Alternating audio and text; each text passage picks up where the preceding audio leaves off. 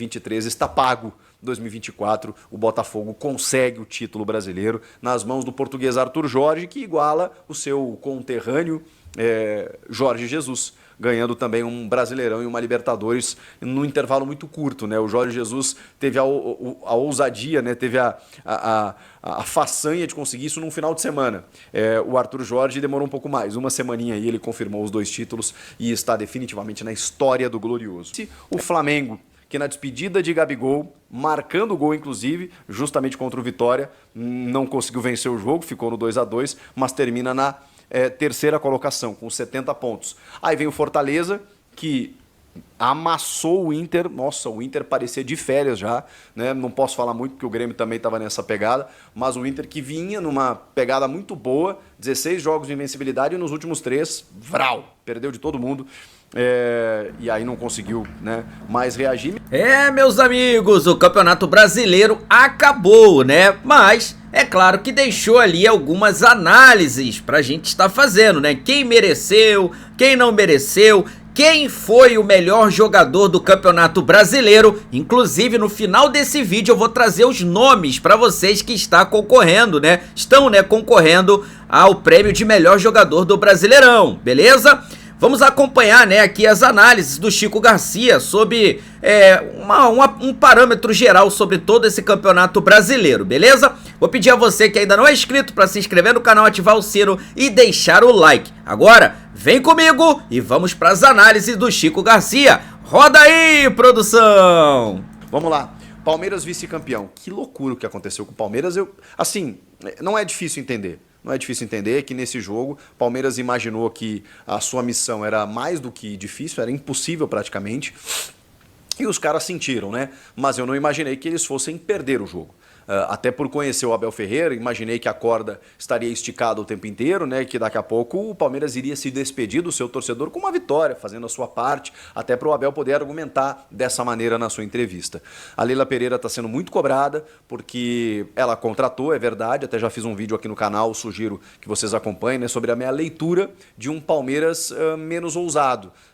Investindo, é verdade, né? Talvez até mais do que nos últimos anos, mas não o suficiente para bater contra os principais concorrentes. Acho que faltou. Faltou mesmo, porque você depende de um Dudu insatisfeito, você depende de um Flaco Lopes, de um Rony, na hora mais decisiva. O Felipe Anderson, que ainda não chegou, o Rafael Veiga, obviamente, né, sempre muito competente, mas muito pouco para um Palmeiras que precisa competir contra elencos estelares como o de Botafogo e Flamengo, por exemplo. Então, mesmo assim, acho que o mérito desse Palmeiras, do Abel, é chegar vivo até a última rodada. Mas era muito difícil que isso acontecesse. A derrota no derby, por exemplo, para citar um jogo, mas a gente poderia falar de outros pontos perdidos pelo Palmeiras ao longo do campeonato, mas aquela vitória, aquela derrota, né, para o Corinthians no derby, da maneira como aconteceu, meio que alijou o Palmeiras da disputa do título. O Botafogo até teve alguns tropeços, mas não o suficiente, e aí 2023 está pago. 2024, o Botafogo consegue o título brasileiro nas mãos do português Arthur Jorge, que iguala o seu conterrâneo Jorge Jesus, ganhando também um Brasileirão e uma Libertadores num intervalo muito curto, né? O Jorge Jesus teve a ousadia, né? Teve a façanha de conseguir isso num final de semana. O Arthur Jorge demorou um pouco mais, uma semaninha aí ele confirmou os 2 títulos e está definitivamente na história do Glorioso. O Palmeiras então perdeu para o Fluminense, e o Fluminense, que dependia de um empate, fez o gol através do Kevin Serna, né? Que entrou, ganhou uma disputa do Vanderlan, né, meio que no corpo, desloca o Everton, faz 1-0, salvou o Fluminense nessa reta final, o Kevin Serna, e com isso deixou o Fluminense fora. O Bragantino, se ele ganhasse o seu jogo, ele escapava. E ele deixava a bucha para Fluminense e para os 2 Atléticos. E ele ganhou, mais do que ganhou, goleou o Criciúma já rebaixado por 5-1. E aí o Fluminense vencendo o seu jogo, o jogo do rebaixamento virou o jogo entre os Atléticos, Galo e Furacão na Arena MRV, sem torcida. E não é que o Galo, que poderia até empatar, só não poderia perder. Se o Furacão naquele momento vencesse o jogo, o Galo seria rebaixado. Olha que loucura. Mas o Galo venceu, com gol de pênalti desperdiçado pelo Hulk. O Hulk gosta de perder uns pênaltis na hora decisiva, né? E aí na sequência o Rubens faz o gol da vitória, 1-0, rebaixando o Atlético Paranaense, é o último rebaixado. O Cuiabá já tinha ido, inclusive perdeu para o Vasco nessa última rodada e se tornou lanterna, na verdade continuou como lanterna. O Atlético Goianiense, que tinha ganhado do Fortaleza na rodada anterior, perdeu para o Bahia, é o vice-lanterna, 19º.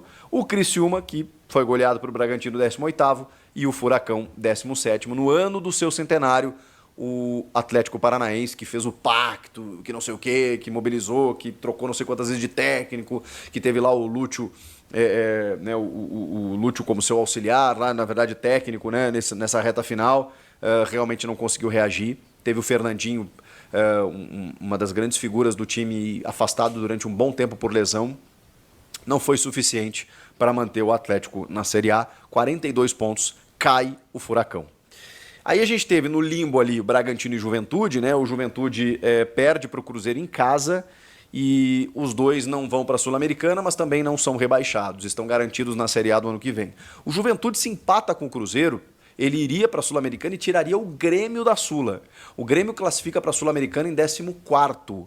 Como teve G8, abriram mais 2 vagas para a Sul-Americana, né, que normalmente vai até o 12º, foi até o 14º, só por isso o Grêmio entrou, finalizou o campeonato com melancólicos 45 pontos e, repito, o empatezinho do Juventude colocava o Juventude na Sul-Americana e deixaria o Grêmio sem nada para disputar no ano que vem, a não ser a Copa do Brasil, né, e o Campeonato Brasileiro, nenhuma competição continental, mas o Grêmio entrou na Sul-Americana e até comemorou na rede social.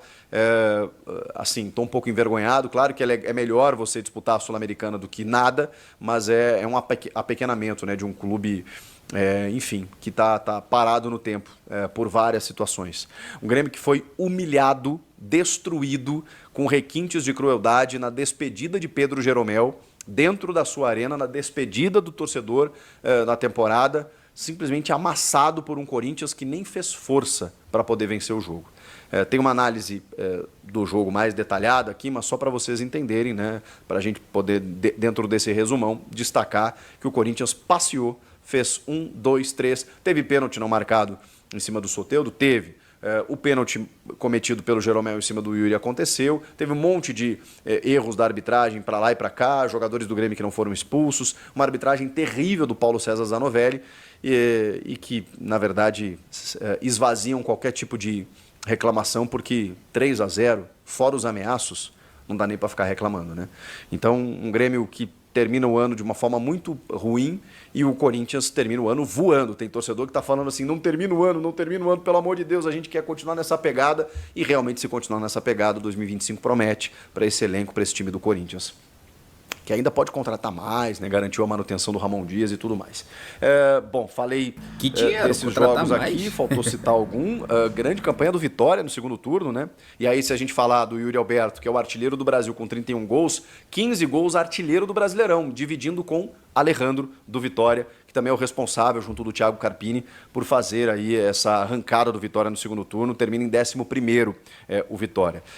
Vamos voltar lá para o G6, que aí a gente tem o Botafogo campeão, Palmeiras vice, o Flamengo, que na despedida de Gabigol, marcando o gol inclusive, justamente contra o Vitória, não conseguiu vencer o jogo, ficou no 2-2, mas termina na terceira colocação, com 70 pontos. Aí vem o Fortaleza, que amassou o Inter. Nossa, o Inter parecia de férias já, né? Não posso falar muito porque o Grêmio também estava nessa pegada, mas o Inter que vinha numa pegada muito boa, 16 jogos de invencibilidade e nos últimos 3, vral, perdeu de todo mundo, e aí não conseguiu, né, mais reagir.